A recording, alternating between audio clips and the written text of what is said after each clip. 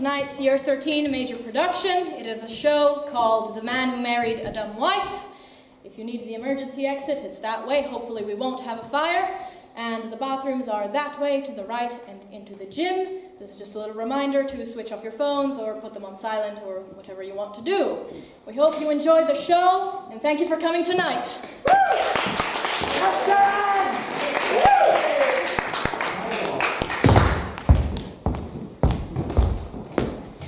Good birdseed for sale! Chickweed for sale!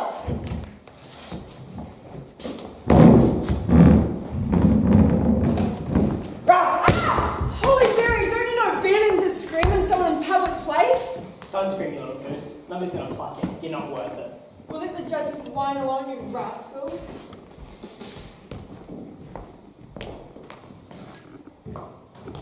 Is this the dwelling of Mr. Leonard Botel, judge in civil and criminal cases? Yes, sir. It's here, sir. And I'm the secretary. Guy's boys good here. At your service, sir. Then, boy, go tell him, his old schoolfellows, Master Adam and Madam Joanne, lawyers, wish to see him on business. Here it comes now. Good morning, Your Honor.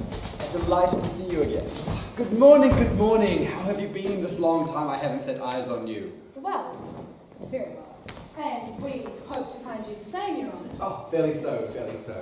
What good wind waft you hither? Well, we've come from Charters in order to put in your own hands a statement on behalf of a young orphan girl. Master Adam from May. Do you remember the days when we were law students together at Orleans University? Yes. We used to play the flute and dance and take the ladies out for picnics. But I've come, Your Honour, in order to put in your hands a statement on behalf of an orphan girl. Will she give good fees?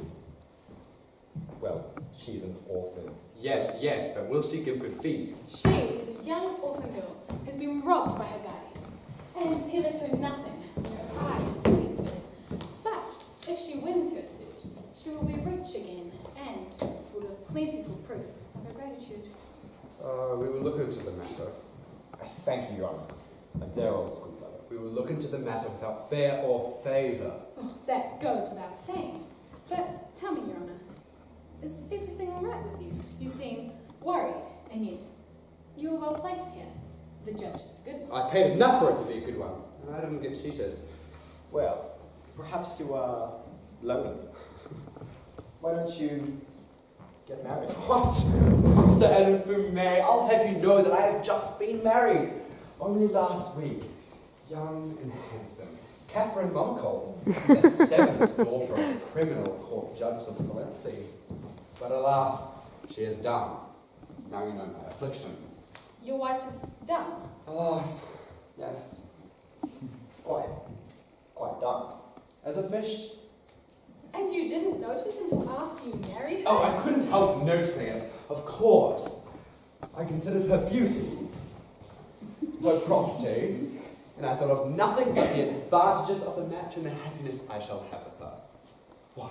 What does the wife need most in a household? Why? A good-looking wife to receive the suitors pleasantly, and, by subtle suggestion, bring them to making proper presents. Now these matters seem much less important, and I do wish to talk. Sometimes I just feel like I'm losing my wits and my spirits with it all. Well, there's no reason in that, no, Your Honour. Just consider the thing closely and you will find some advantages in your case. No, Master Adam for me, you don't understand.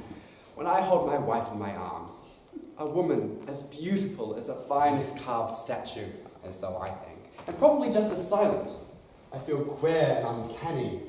Sometimes I feel like I'm holding a graven image, or mechanical toy, or a magic doll by a sorcerer. Sometimes I just want to jump out of bed to escape bewitchment. What notions? Worse yet, with having a dumb wife, I'm going quite dumb myself.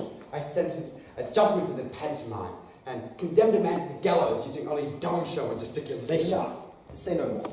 I can see that having a dumb wife may be a pretty poor conversationalist, and it's not much fun when talking to yourself when you get no response. Now you know why I'm in such low spirits. I admit that your reason is full and sufficient, but perhaps there's a remedy. Tell me, is your wife deaf as well as dumb? Oh, Catherine is no more dead than you and I are. She can hear the very grass growing. Then perhaps there is still hope. You see, when the doctors and surgeons and apothecaries succeed in making the deaf and dumb speak, there is the utterance is as poor as their ears, so they cannot hear what they're saying themselves any more than what's being said to them. But it is an entirely different matter for the dumb who can hear. You see, it is but child's play for a doctor to untie their tongues. Why, the operation is so simple, it happens every day to puppies who can't learn to bark. Must a countryman, like myself, come to town to tell you that there's a famous doctor from the very corner of your own house in Butcher's Square, at the sign of the Dragon, Simon Colleen, who, in the turn of the hand, will draw from your wife's lips a full flood and lift you to speech, just as easy as you'd turn on a spigot and let the water run forth like a sweet purling brook. Aren't you deceiving me? Aren't you speaking as a lawyer to the court? No, I speak as you as a friend, and tell you the plain truth. Well, I shall send for this famous doctor, and that right away. As you please. But before you do, you must reflect soberly and consider what really is best to do. For, take it all in all, though there are some disadvantages in having a dumb wife, there are some advantages too. Well, good day, Ron, my dear old schoolfellow. Remember, we truly are your friends. Look over our statement, I beg you. If you give your just judgment in favour of the young orphan girl robbed by her grasping guardian, you will have no cause to regret it. Well, thank you very much, masters. I shall have the statement ready at once.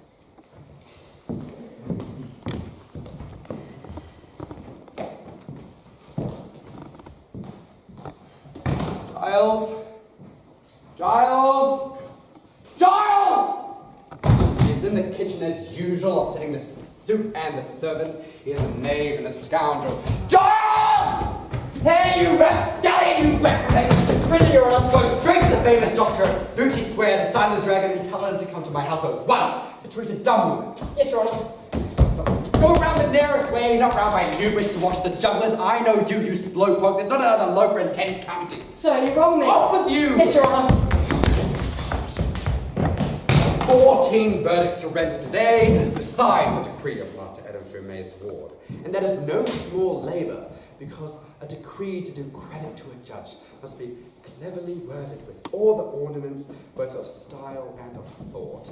Where should one show one's wit if not in a verdict?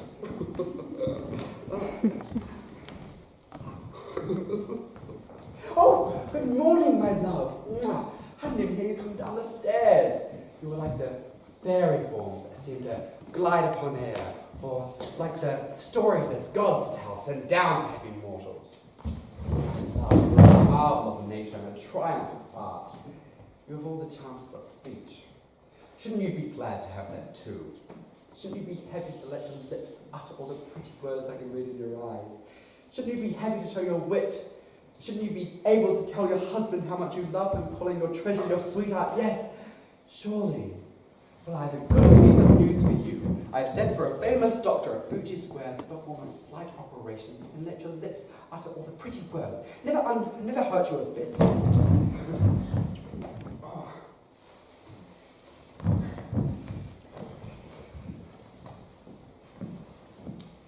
There's lots of good fish in the sea, la-dee-ra, la-dee-ra. Now who will have a fish with me, la-dee-ra-dee-ra day? Vagabond. Now who will come with me a fishing go, my dainty, dainty damsel oh? Charity, charity, for the love of God, good gentlemen and ladies. My love, since I've come down, I haven't been wasting my time. I have sentenced 14 men and 6 women to the pillories, and distributed among 16 different people, 14, 34, 55, 60, 73, 85, 92, 95, 100, and 105. 105 years in the galleys. Doesn't that make you realize the great power of a judge? How can I help feeling some pride in it? Oh, my love, you are hiding great criminals from my justice. Thieves, murderers. But I will not pursue them. The place of refuge is sacred.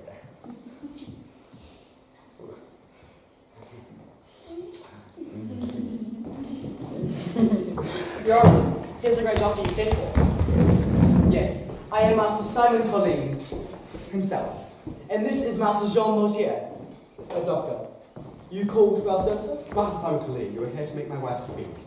Yes, good. We must wait for Master Servant the lawyer, apothecary. As soon as he comes, we will begin to operate according to our knowledge and understanding. You really need an apothecary to make a dumb woman speak. Yes, sir. To doubt is to show total ignorance of the relations of the organs to one another, and of their mutual independence. Master Servant the lawyer will soon be here. Oh, how grateful we should be to those learned doctors like Simon Culling, who labour to preserve us in health and comfort us in sickness. Oh, how worthy of praise and of blessing to those noble doctors who follow in their profession of the rules of scientifical theory and long, long practice. You are much too kind, Master Jean Mosier. While we are waiting, gentlemen, would you care for a light refreshment? Most happy. Delighted. Alison?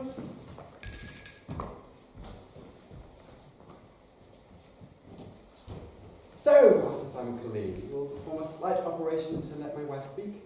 say rather I shall order the operation. I command. Master Jean Mosier executes. Have you your instruments, Yes, Master Master. Jean?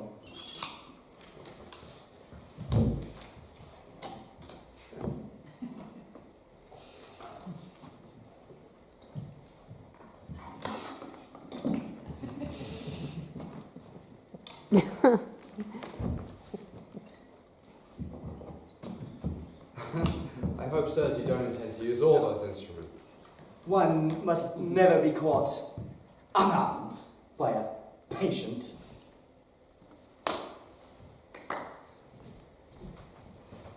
Shall we drink, masters? Yes.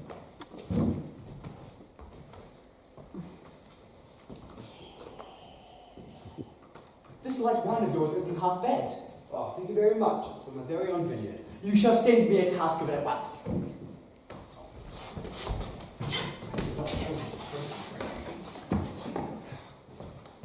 Ah, here's Master Seraphin Delorier, the apothecary. Oh, and here is his mule. Oh no, 'tis Master Servant himself. You can never tell them apart these days. Ah, drink, Master Servant. 'Tis fresh from the cellar. Your good health, my masters. Your good health.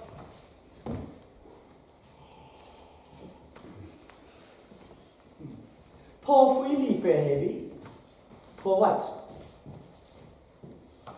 Pour left. Pour here. Pour there. Whichever way she turns, she shows new charms. Are you not proud of your true figure? For all the good it does me, there is no reason to be proud of it. Charm's not worth much unless they're hidden in silk and perfume. Your good health, my masters. Your good health. You like to fool with us, but free gratis is nothing. Now that we are all here, shall we go see the patient? Right this way. After you, Master Morgier. You go first. I'll go first, since the place of honor is at the rear. And after you, Master Seraphin.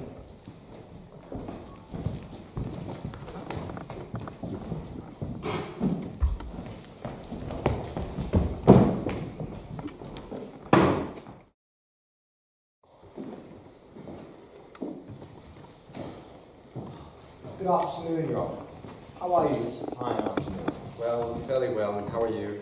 Yes, very well. Now, have you looked into the case regarding my young ward who's been robbed by her guardian? Not yet, Master Adam May, but what's that? You've been robbing your ward. Oh, no. No, never think it, Your Honor. I said my out of pure interest in her, but I am not her guardian, thank God. No, I am her lawyer. And if she wins back her estate, which is no small estate neither, then I shall be her husband. Yes, that's right. I've had the foresight to make her fall in love with me already. So, Your Honor, I shall be greatly obliged if you finish looking over the case I sent you. Just read over the statement, and that shall contain everything you need to know about the case. Your statement is there, Master Adam May, on the table. I should have looked through it already if I hadn't been so besieged. It was your advice that brought this trouble upon me. Why? What do you mean? I sent for that famous doctor, Master Simon Colleen. He came with a surgeon and an apothecary, and he examined my wife from head to foot to see if she was done. Then the surgeon cut my dear wife Catherine's tongue ligament. The apothecary gave her a pill, and she spoke. She spoke. Did she eat a pill? Speak. Yes, because of the mutual interdependence of the organs. Oh. Ah. Anyhow, the main point is, she spoke. And what did she say? She said, "Bring me my looking glass." And seeing me quite overcome by my emotions, she added, "You old goose, you shall buy me a new satin gown and a velvet-trimmed cake for my birthday." And she continued to talk. She hasn't stopped since. And yet you don't seem grateful. You don't seem to thank us for our wonderful advice. You are overjoyed to hear your wife speak. Oh, Master Adam Fumet, I thank you with all my heart. I am just overjoyed to hear my wife speak. No, you do not show as much satisfaction as you ought to. There is something that is bothering you. Something you are keeping back. Where did you get such a notion? From your face. What is the matter? Isn't your wife's speech clear? Yes, it's clear and abundant. Then you mustn't be cast down too soon. It is the first overflow of a spring too long bottled up. My best congratulations, Your Honour. Our ward's name is Mademoiselle Emily de la Grandière. Remember her name. If you give your just judgment, you will have no cause to regret it. I shall read through your statement at once, Masters. We'll be back later in the day.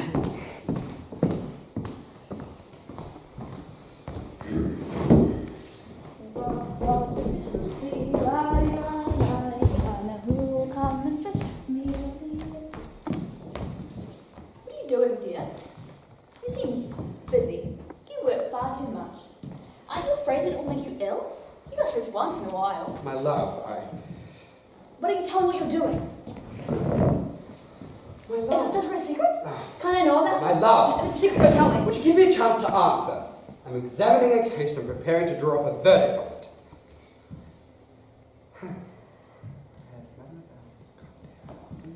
Is drawing up verdicts so very important? Well, yes, most certainly it is.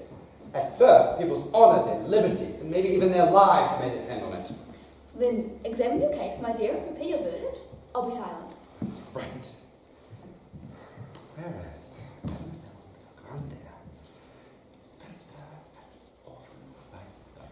My dear, which do you more becoming on me?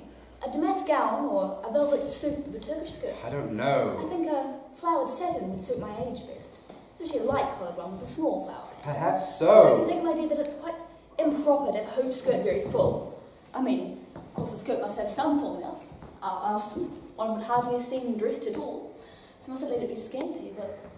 My dear, you wouldn't want me to have room enough to hide a pair of lovers under my skirts now, would you? That fashion won't last, I'm sure of it.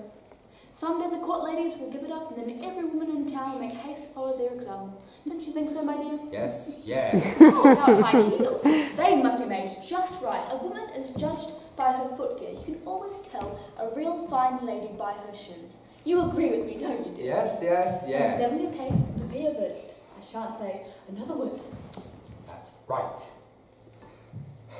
From my birth. Fortunately, deceitfully.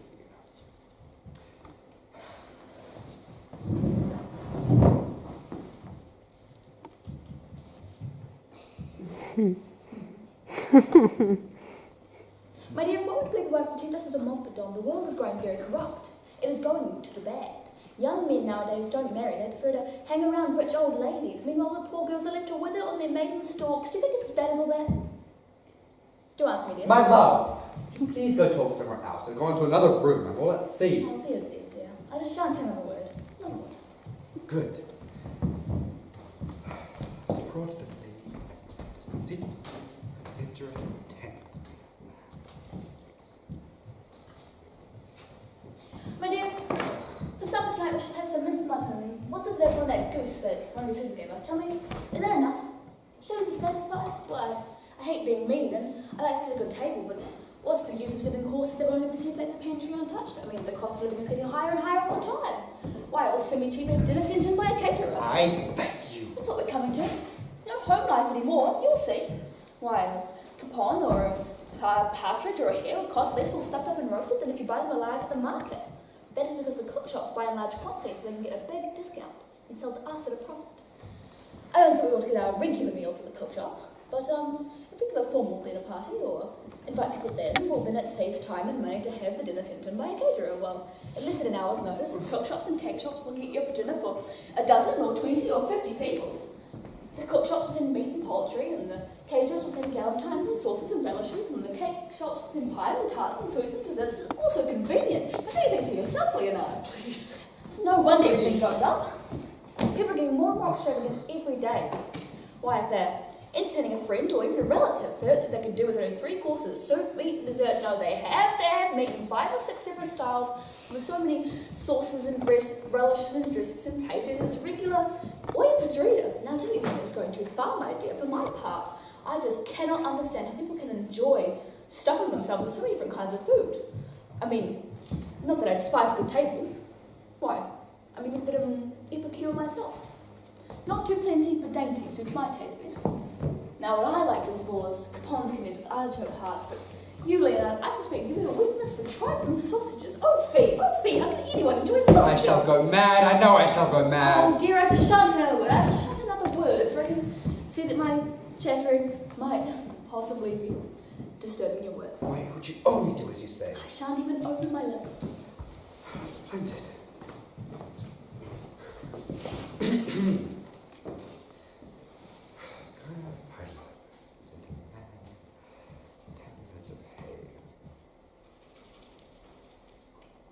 You see, dear, I'm not saying a word.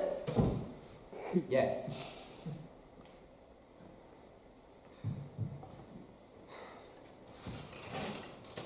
I'm letting you work in perfect peace and quiet.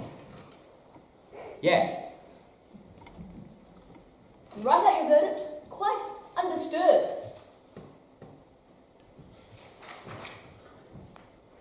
Is it almost done? It never will be if you don't keep still!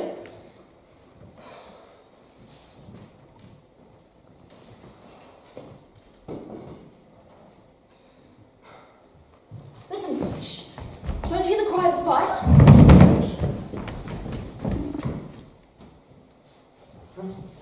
I thought I did. But perhaps I was mistaken. Is there anything so terrifying as a fire? Fire is even worse than water. Why, last year I saw the Howard Change Bridge burn up.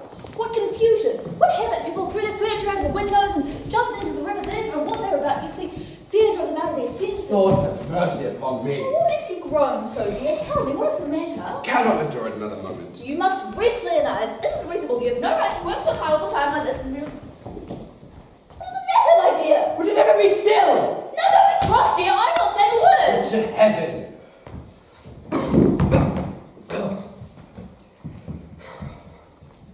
Squire Pilot, gentle man, tailors of hay, 80 pounds of freshwater fish. Oh, look. Here comes Madame de la Brune, the attorney's wife. She's got on a silk-lined hood and a heavy puce-coloured cape over her brocade gown. And she's got a lacquer with a face like a smoked herring. Leonard, she's looking this way. I believe she's coming to call. Hurry up and arrange the chairs and bring up an armchair for her. Much proper respect according to the ranks and station. She's knocking at our door, Leonard. No, she's going on. She's gone on. Perhaps I was mistaken. Perhaps it was somebody else. You never can be sure about recognizing people. But it wasn't her, it was someone like her. And even very much like her. Now that I think about it, I'm sure it was she. There just couldn't be another woman in Paris so like Madame de la Brune. My dear. My dear.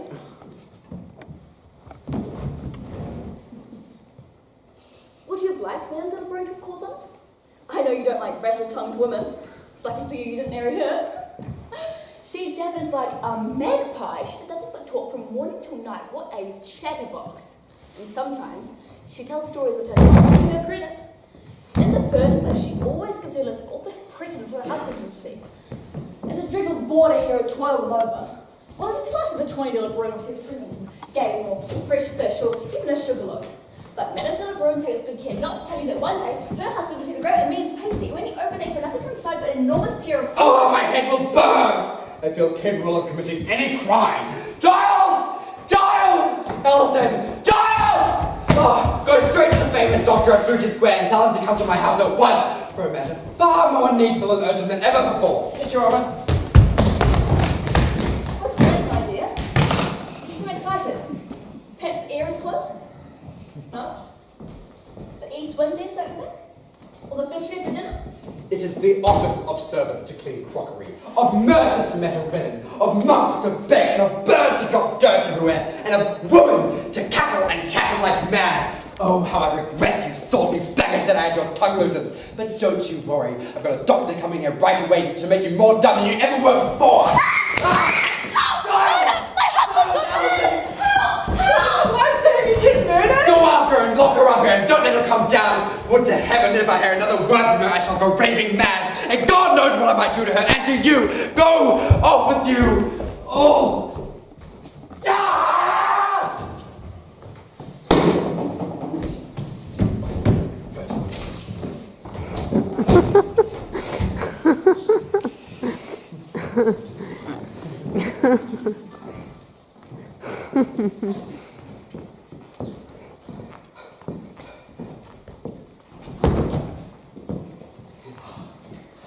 Permit me, Ron.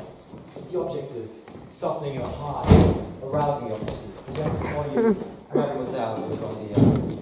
Her eyes will speak to you more eloquently than my voice, and she brings before you prayers or tears and one ham, 2 goslings, 1 goose, and 2 duck pies. She ventures to hope in exchange for a favouring verdict.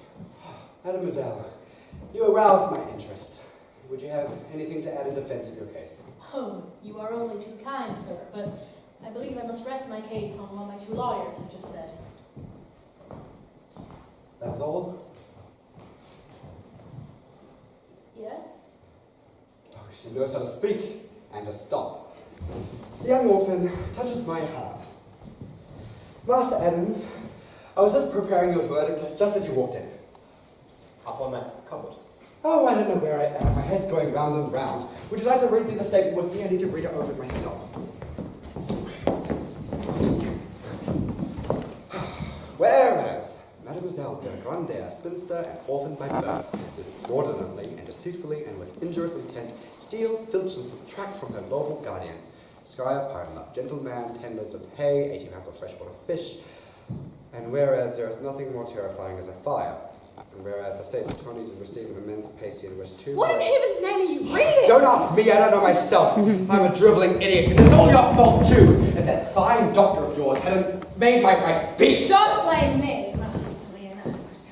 I forewarned you. I told you right enough. You must always think twice before you untie a young woman's tongue. Oh, Madame Joanne, how I long for my Catherine to be dumb. No, nature has no scourge for a round-tongued female. But the doctors are here to recall the cruel gift they just gave me. Wait, here's the surgeon now. Your Honour, I bid you good day.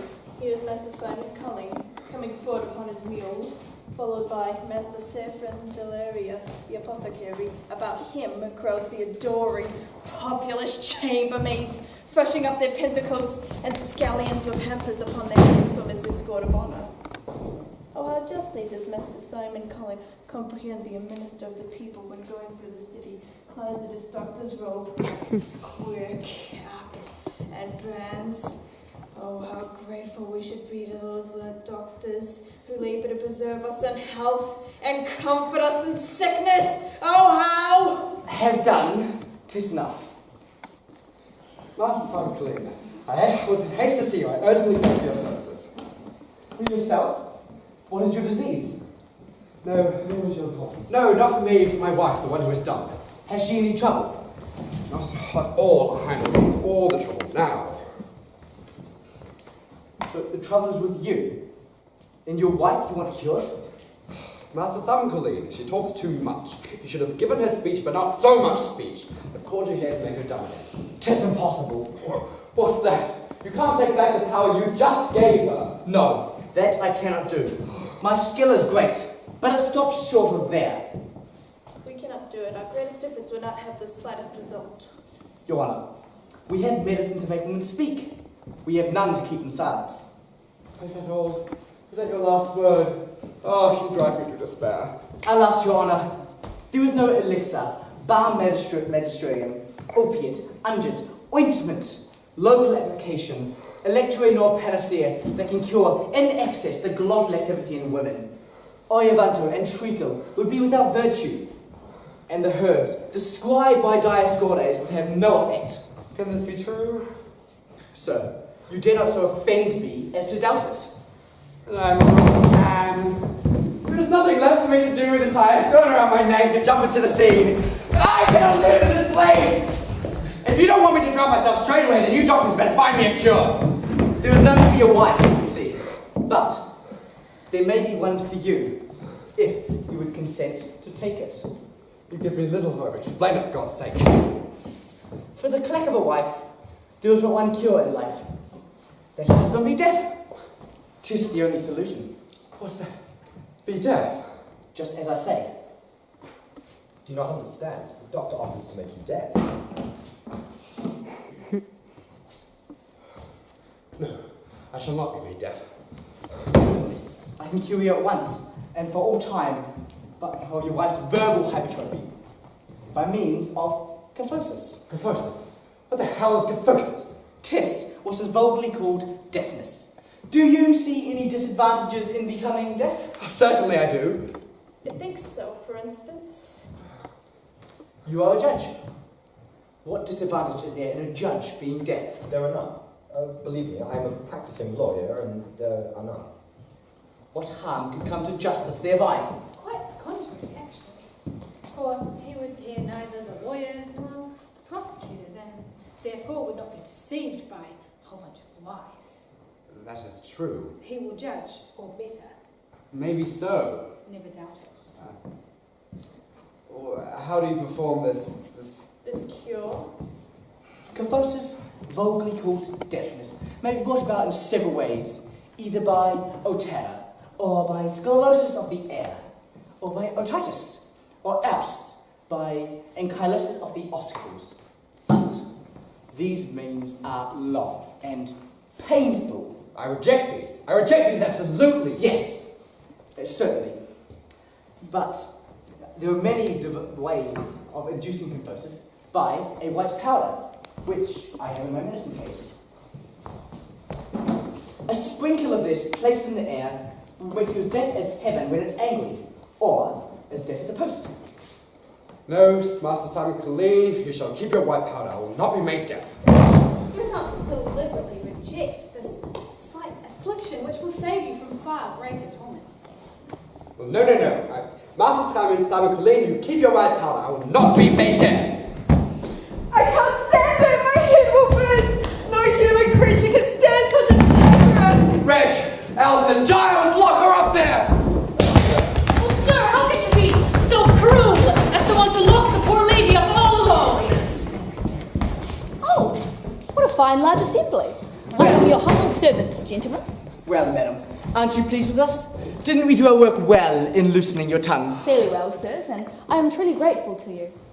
At first, to be sure, I could speak but haltingly, bring out only a few words. Now, however, I have some degree of facility, but I use it with great veneration, for a garrulous wife is a scourge in the house.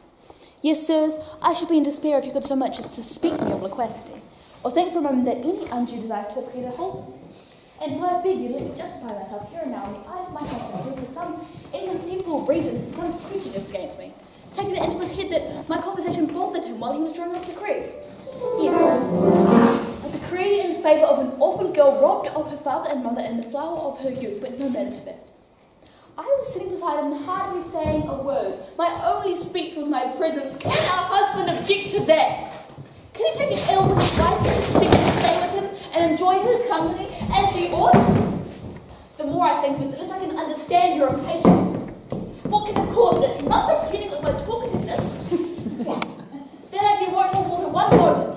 My dear, you must have some grievance against him which I know nothing about. I beg you to tell me what it is, for I am eager to save you from the slightest reason of dissatisfaction. You owe me an explanation, and oh, you tell me what it is. The white powder. Give me the damn white powder! Give me the white powder! Never was a composer-seducing powder more needed, that's sure. Be so kind as to sit down, Your Honour. Why don't they say between husband and wife there should be no secrets and she's The servant right? will inject Very capacity good. directly into your Well, air. I'm attached to upon himself because they didn't Gladly place so. it. That's why his wife, she does his wife right. You know, husband and visits, herself a little sound, she's in her room. There. Didn't squeal, thought it was lover. Tis done. Ran his way through the heart.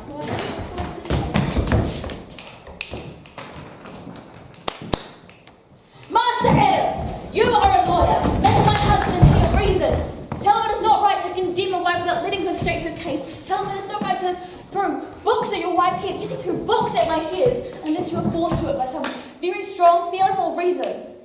Or, no, I'll tell him myself. My dear, answer me. Have I ever failed in anything? Am I a naughty woman? Am I a bad wife? No, I've been faithful to my duty. I may even say I love my Tis duty. delicious.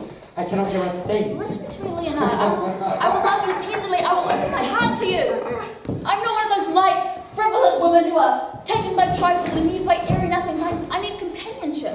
I need to be understood. It is in my nature. I was born so. But you're not listening to me. Madam, he can't listen to anymore. He can't hear. What do you mean you can't hear? I mean just that. He can't hear you as a result of the cure he has just taken.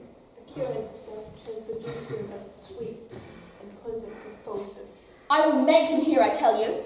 No, you won't. It can't be done. You shall see. My dear, my beloved, my pretty one, my sweetheart, my better half. You truly don't hear me? You monster! You flew man! You hear it? Oh, God!